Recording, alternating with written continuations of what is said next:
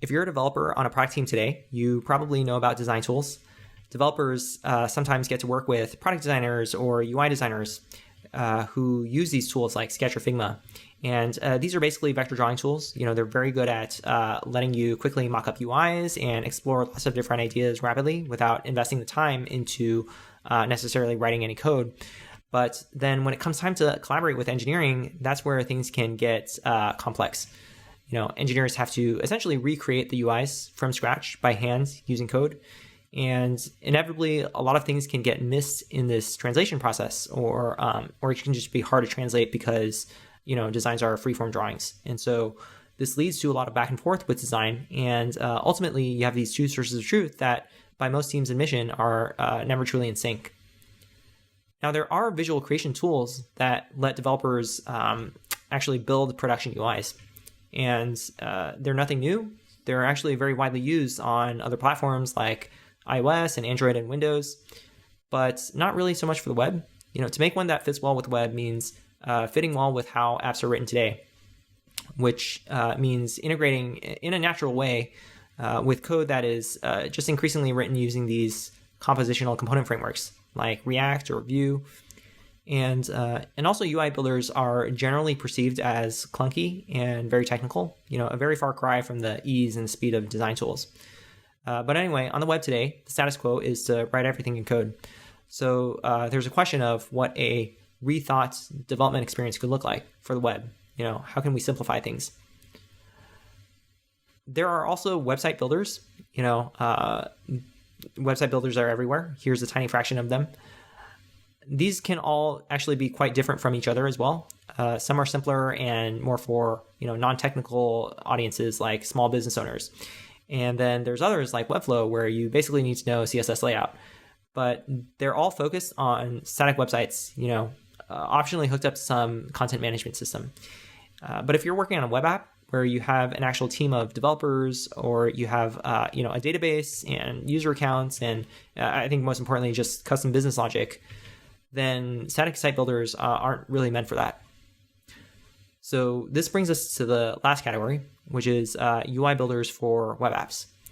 This is actually a much more nascent category, so these logos are probably recognized by far fewer people, but it's emerging really fast, and this is actually just a subset of the players. These are all about bridging design and development, but they all also have very different takes, so it's hard to summarize all of them together. Like, for instance, modules lets you theme a design system of primitive components. Hadron lets you craft web components. Visly lets you craft React components. It's been really exciting, actually, to see all this activity and just raw tooling innovation happening. I work on one of these. I work on Plasmic. So I'll give a quick demo of Plasmic just to show one stab at what rethinking developer experience could look like. So this is Plasmic. It's a browser-based tool, and for this demo, I'm going to create to-do MVC, which just a refresher of what everyone's favorite reference app looks like. I'm not going to create the whole thing. I'm actually going to create a subset of it, and I'm also going to create it from scratch. We have a different demo video on our website where we show how to start from a Figma file. So we have this Figma plugin that lets you turn one of these Figma documents into web standards, and so that's another way to get started. For now, we'll just directly draw on the canvas. You can directly add text, add boxes, etc. And the whole idea, the whole workflow that Plasmic really tries to enable for you is to just start with these very rough exploratory designs, not worrying about layout or anything like that. And I'm drawing this box for the task and the checkbox in it. I'm going to make the checkbox rounded. And, here I'm just starting by creating these wireframes. And the idea is that you should be able to start with these and then refine it into something that's real, that's robust, that has, proper layout and everything. So the idea is just start from scratch, refine, and you end up with something that you actually ship into production. So this task, I could now copy and paste this a bunch of times to have a list of tasks. But now if I actually want to style this thing or update one of these, then I have to do that manually for all the different copies. So instead of that, I'm actually going to right-click this and create a component out of it, a reusable component called task. And now if I paste this a bunch of times, then I actually get instances of the same component. So if I update one of these, if I double click into an instance, I'm editing the primary copy of the component. So if I, drag this around or, move things around, then you can see all the instances update as a result. So I just kind of, drew some boxes. That's pretty much it for my wireframe of what I want the app to look like. Now from here, I'm going to start applying styling to make it look more like the real thing. And I'm going to start with this title here. I'm going to make it super thin, and I'm going to apply some coloring to it. So maybe this light red color. And this background here, the whole page, I'm actually going to set to be this off-white warm gray, something like that. And this task itself, I want to be just pure white. And this checkbox, I actually also want that to have a light gray border, and just get rid of the background there. And I'm going to fidget with this text a little bit. It's a little small right now. I'm going to make it larger and just adjust its position a little bit. I'm going to set its text color to be something lighter. I'm going to make it, maybe something like that. And I'm actually going to save this color as a reusable color token called text color. And so, color tokens, spacing tokens, mix-ins, these are all concepts in Plasmic that let you create, more maintainable, scalable designs. And actually they're very close to what you get when working with code. So now I have this list of 3 tasks, and they're just kind of haphazardly placed.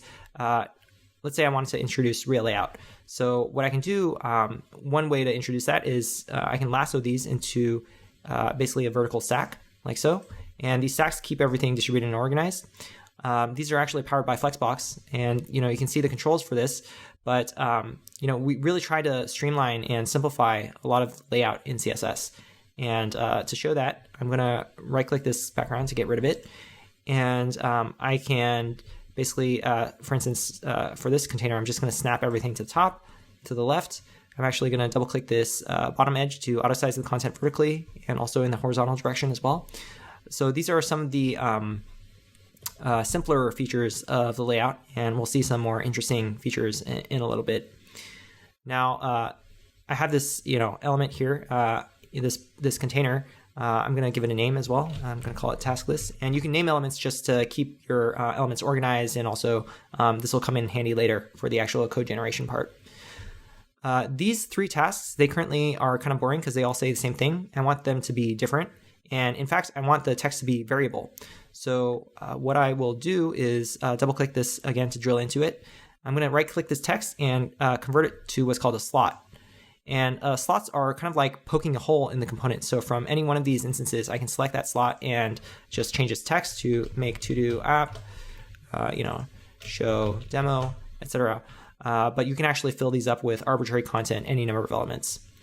Now, that is almost it for my app. The only other thing I wanted to do is actually design these tasks in their different states. And this is, just a very common thing for components in React. Certainly, you want to make them appear differently in different circumstances.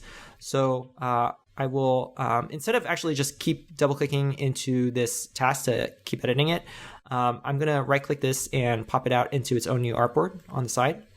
And this is so I can edit it in isolation. If you're familiar with React Storybook, it's the same general concept of just working on things by themselves. So here I'm going to start showing this concept of variance, and the way that state and variations of a component are all modeled in Plasmic is through this unifying concept called variance. And I'm just going to show this in action. So I'm going to create a variant group called states. And inside of states, I'm going to create a variant for, what my task looks like when it's marked completed. Maybe I want to design what it looks like when it's being edited, and when it's marked high priority as well. So these are different states that this component can be in. And for this exercise, I'm just going to design out what the completed state is. And I want there to be a check mark in this checkbox. So I'm actually going to screen grab this check mark from here because I just like the look of it. So I'm going to screen grab that like so. And back here, I'm going to paste it in there. And I'm going to zoom in actually to a pixel level to adjust it. I can also use real layout for adjusting this. Doesn't really matter in this case. Now, after I do that, I can actually switch between my base appearance and my completed appearance. So you can notice that those changes that we made were actually just getting recorded specifically for the completed state and not affecting the base state. These are not different copies of the components that I'm looking at. These are actually, the completed state is just a set of overrides or deltas on top of the base appearance. So to show you what I mean, I'm going to clone this artboard and have it sit side by side. And I'm going to set the bottom one to look at the base appearance and the top one to look at the complete appearance. And, if I make more changes to the base appearance, you can see those bleed through to the completed appearance. But any changes that I make specifically to the that are getting recorded to the completed appearance will stay within there. So as another example, I'm going to make this text strike out and change its text color to be lighter as well. So, you can just change any part of a component like this. Now, the thing about variants is that you can dynamically combine any number of them. So, for instance, I'm going to introduce another variant here for my hover state. And hover is actually just a very common interaction, similar to pressed, etc. So there's like this special built-in support for those states. And basically, whenever I hover over any part of this component, I want this box here to become darker. So I'm just going to scroll down and change its border color to become darker, like so. Now I can actually try this out in preview mode. And I'm hovering over this thing. Okay, so that's close to what I want, but I actually realize another thing that I want is for there to be for this cursor to become a hand pointer as well. So I'm gonna just set that here directly and preview again. Okay, so that's a lot better. The thing about these variants is that they come with the component wherever it goes. So back in my main screen, I can select any one of these instances.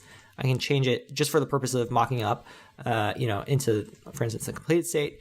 I can also preview this whole thing and just play with it. And it's a little nuanced, but you can see we're dynamically combining the completed state and the hover state here with this middle guy. So that is pretty much it for designing out this app. Maybe the last thing I'll do is tighten up the layout of the whole thing. So I'm going to set it to be a column layout and center everything and maybe add some padding to the top and bottom here. Like so. And I'll turn this whole screen into a component as well called to-do app. So now my project has these two components, my to-do app component, my task component. From here, this part is the interesting part, which is how do we work with it from the code? So one way to get started is actually just through our Code Sandbox integration. And you can click this button and just spin up a sandbox, and you have basically this, this asset running as a standalone web app that you can directly start mucking with the code for. But more interesting for us is actually generating code into our own local code base. So there's this CLI that helps you with that. And I already have it installed, so I'm going to skip this step. And the two other steps are basically running Plasmic init. And this is just a command you run every time you want to get started using Plasmic in a code base. So I have here in my terminal this, basically it's a blank create React app. And just to show you what that looks like, it's just a spinning logo.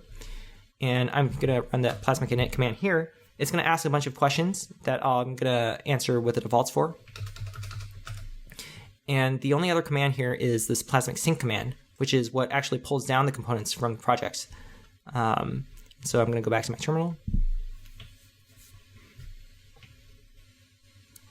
And so now we have this to-do app and task component synced down, and I'm going to pull up my code editor on the left and have my running app on the right. And I'm going to replace, just the first thing I'll do is just get things on the screen. So I'm going to replace all this boilerplate with just rendering this to-do app, like so. And now I should see exactly what I created in the design tool showing up as a pixel perfect component in my actual React app. From here, this is still the static mock data. So let's say I wanted to replace it with my real data. So what I can do is I'm going to double click this to-do app to drill into it. This file has a lot of comments, but I'm going to get rid of these so you can see that it's actually just a very simple file.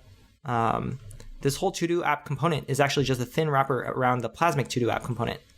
So the Plasmic to-do app component is this dumb presentational component that handles all the rendering and is this is actually generated by Plasmic, and is regenerated by Plasmic, and we'll see that in a little bit. But to-do app itself, this whole file is just a skeleton starter that's generated for your convenience, but you can actually do whatever you want with this file. You as a developer own this file.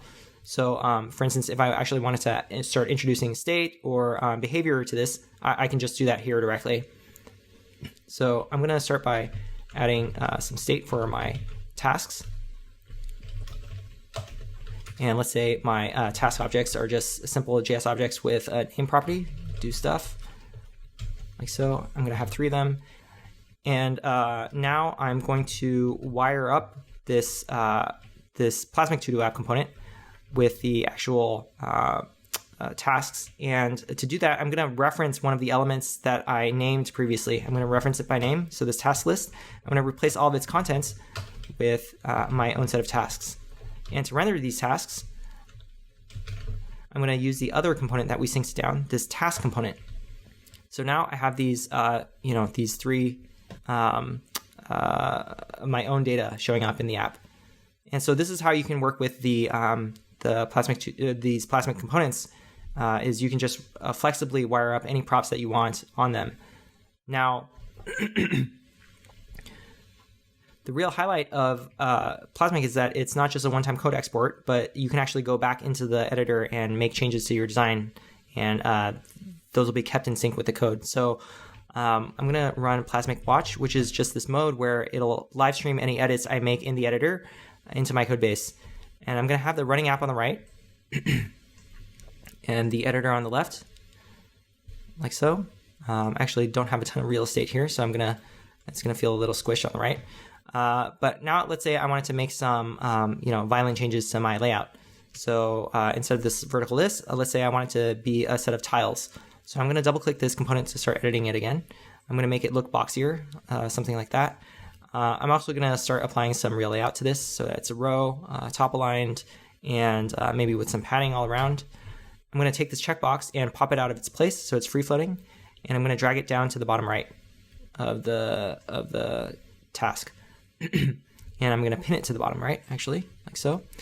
And that's it for what I want to change my tasks to look like. Now, this is still a vertical list, and I want this to be a set of tiles, rows of tiles. So I'm going to change this thing to go from column to row. Now everything is spilling over on the right, but I'm going to turn on wrapping so that things wrap around. And I'm going to make it fixed size so that's actually centered in the screen. It's a little hard for me to tell apart the different tiles right now, so I'm also going to introduce some gap in the vertical direction and also the horizontal direction. So you can see some of the fancier features at play with the layout engine here. And if you think about how to implement things like a cross-browser gap in a way that is friendly with things like wrapping and doesn't introduce selector specificity issues, it's actually quite annoying to do. So these are examples of things that are just very common when it comes to layout tasks and that Plasmic tries to make as simple as possible. So anyway, you could see that as I was making those changes, these were getting live streamed into the actual app. So that is pretty much it for this quick tour of Plasmic and what it's all about. So now I'd like to pull back the curtain a little bit and talk about some of the challenges that went into building this thing, including both technical challenges and product challenges. So the first one I'll start with is just the state management infrastructure. So, this is a very sprawling client application with a lot of complex state. And, it's state that is constantly changing. And there's also a lot of surfaces that are reflecting out various parts of that state. And there are certain operations, certain interactions, like drag operations, where if you want it to be smooth, which means if you're shooting for, let's say, 60 frames per second, then you typically have a frame budget of around 16 milliseconds. And if you want to make sure you're not busting that budget, then what that means is you just want to make sure you're doing the minimum amount of work that you can get away with, per frame. And so this is where a lot of tools like state management frameworks come into play. They're all about minimizing in various ways that are, more or less ergonomic for developers, just minimizing the amount of work that React does, the amount of re-rendering that you do in response to state updates. But what makes this application tricky is the combination of latency with scale. So to show what I mean, this example here, we have a canvas with these 3 artboards, which is a pretty simple project. But if you imagine a project with hundreds of artboards on the screen, then things get a lot dicier. What you don't want to do is to simply naively just make a synchronous update to your state and then have everything re-render as a result. So an example of a thing we do instead is we break up our updates into small chunks so that we can incrementally and lazily evaluate these updates, these re-renderings, I should say. And so we can actually see this in action. So as I am dragging around this checkbox here, you can notice that if you watch the other artboards, there's a slight delay and lag between when I moving this one around and when these others update. And that's actually an artifact of our scheduler in play. So, there's prioritization of these different artboards where, the one that you're manipulating directly is highest priority. The things around you are lower priority, and the things off screen are lower priority still. So that's one example of a way we actually break up some of the work here and then actually prioritize and schedule them. Another important feature of Plasmic is one that I haven't shown in this demo is code components. And this is about the ability to bring in your existing React components, maybe from your own code base, maybe from a library like Material UI.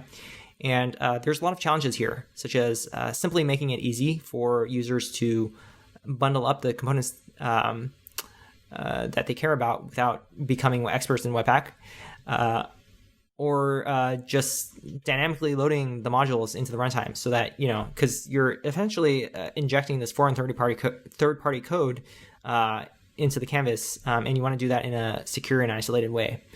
But okay, so even once you have your Material UI button showing up in the canvas, how do you actually configure it and work with it? So that's where Plasmic's language tooling comes in. And this is basically about, crawling your code base to find the components available in it and reflecting out their interfaces, whether it's documented using TypeScript or prop types. And this can be nuanced because there are some props that you expect to show up as controls in the right-hand panel, for instance, various knobs. And there's other props like children props or function as child props where you expect to directly manipulate them on the canvas through drag and drop. And on top of all this, there's these additional problems that I haven't talked about, like just harvesting out examples of how to use the components, because oftentimes that's also very well documented in code bases or documentation as well. There's also a slew of product challenges. So here are a couple. One is about distilling layout into a small set of intuitive controls. CSS layout is notorious for being hard to use, and layout is just such a pervasive aspect of creating UIs that Plasmic really focuses on trying to streamline that as much as possible.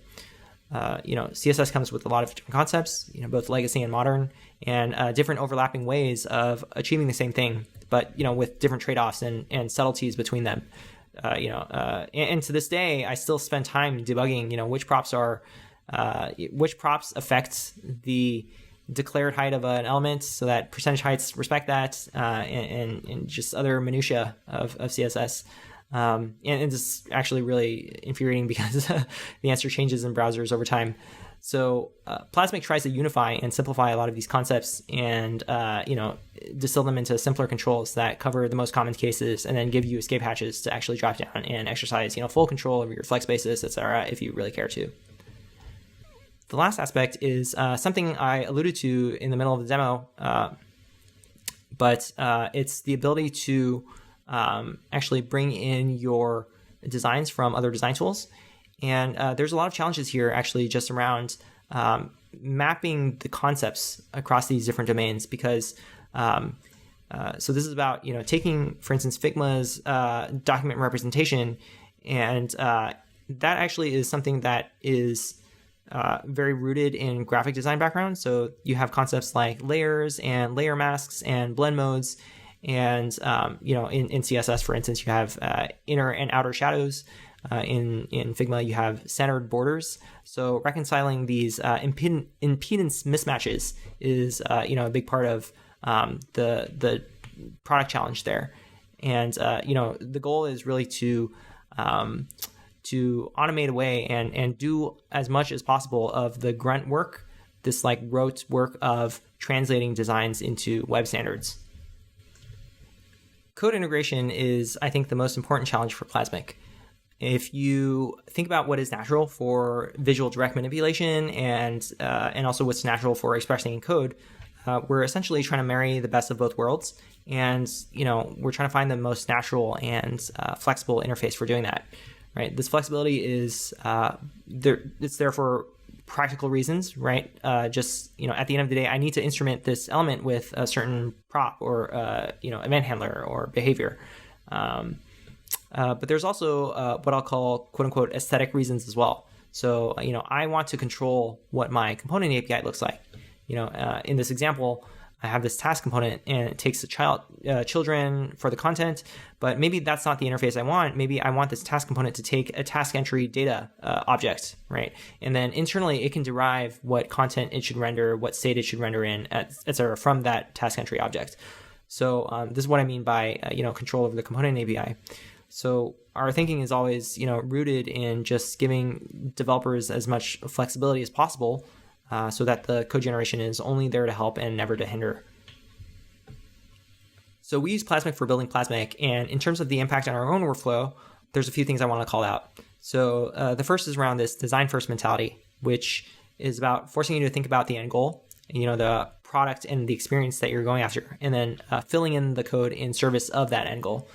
So this is really nice as a top-down approach, right? Making sure you're building the right thing.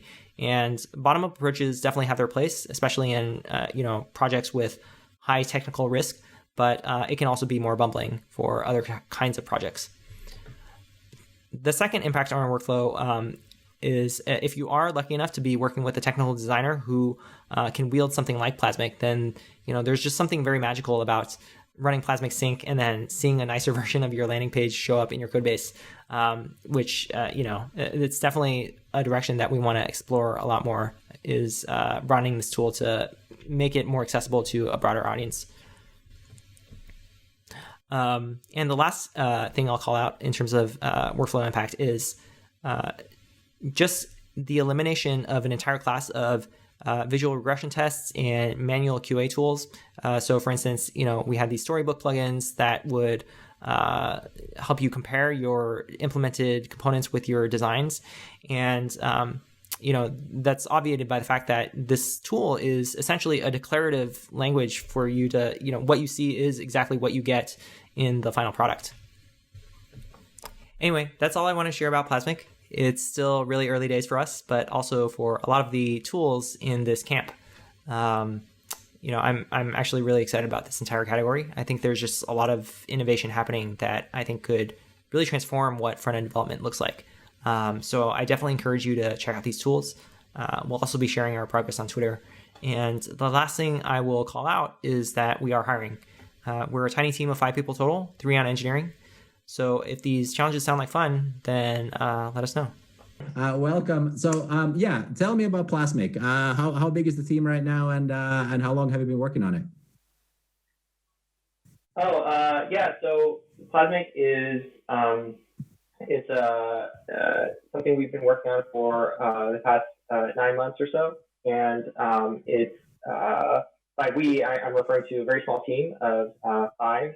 So there's 5 of us, and there's actually 3 engineers on the team. So it's the team is amazing. They're created this thing from scratch in a pretty short amount of time, and it is really fun to work on because it is a very dynamic kind of React application, unique in many ways. I guess among React applications, and so lots of complex engineering challenges. Yeah, so when I first kind of heard about this idea of using like a design tool and building into React components, I think it was like something to do with React Sketch app, the Leal and Richardson projects a few years ago, where they took like an existing designer tool front end and then they just like played around with the data format in order to sort of like both ingest and output React components. how come did you decide to go full on custom and like build an entire design studio? Is it a different kind of design tool that you couldn't use an existing tool for, or what's the vision? Yeah, that's right. So there's, I think, a very vast playground of experiments and tools in the space. So React Sketch App is definitely one in that camp. I think what many people don't realize about React Sketch App is it's actually one of these React Native backends for actually generating documents, sketch documents. So it's not about either converting your design to code or bringing your code components into your design tool or anything like that. It's just language for you to programmatically generate sketch documents. But in general, I think the approach of going from of starting with one of these vector drawing tools and trying to go from that to directly to code, I think there's a number of challenges there, mostly related to representation and what can you express in the design tool, and things that are real concerns for production designs or production components that you actually ship. And that have to be robust and maintainable and work in a variety of contexts. These are things that have a lot of complexity to them, and relative to just a static shape that you're drawing on the screen and putting it in some absolute position or setting some absolute size on and things like that, right? So I think there have been some approaches that have taken this path of, okay, we're given this absolute, or this static drawing. Can we infer, or can we make a bunch of best guesses as to what the layout should do or how it should behave? And these are valiant efforts, but I think that there's just a lot that can fall through the gaps here in terms of, was the guess correct or not, and what are all the different situations that you can express. And so Plasmic is, in that sense, it's not trying to, displace design tools or replace your freeform vector drawing tool or anything like that. It is a full-on, builder, UI builder that actually embraces the full complexity and nuance of what it takes to actually create, your real, uncompromising Twitter UI or, whatever kind of app you're building that is responsive across multiple form factors, that has all these rich interaction states, etc. So, yeah. And does it then allow you to also connect those UI components into behaviors, into, like having click handlers and, all that sort of thing? Yeah, great question. So right now the focus of Plasmic so far has been on crafting the presentational layer of applications, and then by focusing on that and not imposing on the rest of your code base or the rest of your application, we can basically keep it really flexible and keep it something that you can basically import into any code base. No matter what kind of React framework you're using, or state management, or routing, or whatnot. That's all stuff that is still very much for a lot of development teams. Like they want control over these things. And so it's important for us to be able to fit in well with these environments. That said, we actually just today announced and launched a new feature within Plasmic called Plumes. And it's basically what we're calling a component system. It's basically a way that you can attach behaviors to your design and basically bring them to life for a certain class of well-known component types. So if you're creating things like a select or a slider or one of these well-known component types that Plume supports, you can actually just create, your freeform design, exactly the select or the slider or whatnot that you are wanting. And because, if you think about even something as simple as a slider, there's actually a bajillion different ways to design it. So you have all that freedom, but at the end of the day, without writing any, custom code yourself, you can actually have a fully functioning and fully accessible slider component at the end of it. And if you've ever tried, implementing something like an autocomplete or select or, one of these components from scratch and try to make it, fully accessible, you'll know it's actually not a trivial endeavor by any means. So, Yeah, I mean, yeah. Does the the kind of like the system? I think you in your presentation, you said that there is a kind of like a manual step of like exporting your designs into code. Is there any kind of hooks for the developer to like make any decisions about what that code should look like, or does it even matter? Like, is it just plain old vanilla JavaScript JSX, or can you have TypeScript definitions? Can you, as a developer, design what it looks like? Great question. So yeah, there's actually a number of options that you can already set today in what the generated code should look like and how it should work. So for instance, currently we target React mainly, and within React, there's actually two different code generation schemes that you can choose from. What was shown in the presentation was basically the presentational library scheme. And within that, you have further dialects and options that you can configure. So for instance, whether you want to use TypeScript or JavaScript, and with TypeScript, you actually get a nice developer experience where you get all the type completions and hence as you're working with these components. So that part is nice. But yeah, and going forward, I think we're only adding more different dialects and targets for the code gen. So the number of options is going to increase. So do you see your your tool or your work being part of the no code movement, or is this a low code kind of thing, or is this just a tool for coders, but code is still supreme in the kind of like thinking of representation? Yeah, it's a good question. We haven't really ever thought of ourselves as like a no-code tool, or it didn't seem particularly important to us to fit in that label. I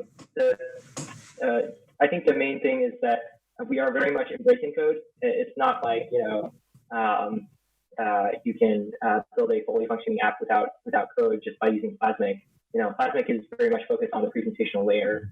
So if you want to have anything more than a plain static website and actually have a product that has business logic and talks to the database and manages auth and user accounts and stuff like that, then we actually love code. We love the expressivity and type systems and all these nice things that have accumulated over many decades.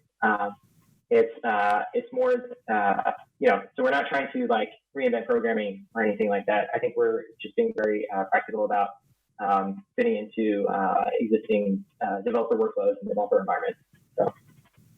Yeah, I think there's a lot of people, a lot of developers are feeling a little bit jittery right now, especially UI developers, when they see demos like the GPT-3 demo of generating arbitrary React components just based on like examples and description. So you're not here to steal their jobs. You're just here to make their jobs better.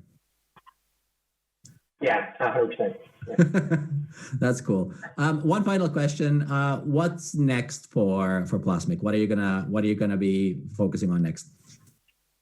Yeah, I think the main things we're working on right now are adding the core missing features to launch this thing. We're shooting for early next year launch, and basically code components is one big project. Adding more advanced versioning and branching support as a collaboration feature into Plasmic is actually another big exciting thing we're adding this fall. We just announced Plume. That's something that we're going to be further developing as well. So. Nice. I mean, that all sounds super interesting. I think we're out of time for this Q&A, but if you stick online, we're going to move on to the panel and we can talk a little bit more. I want to talk about this kind of like where tooling fits into design systems. So I think you'll have a lot of opinions on that, I hope.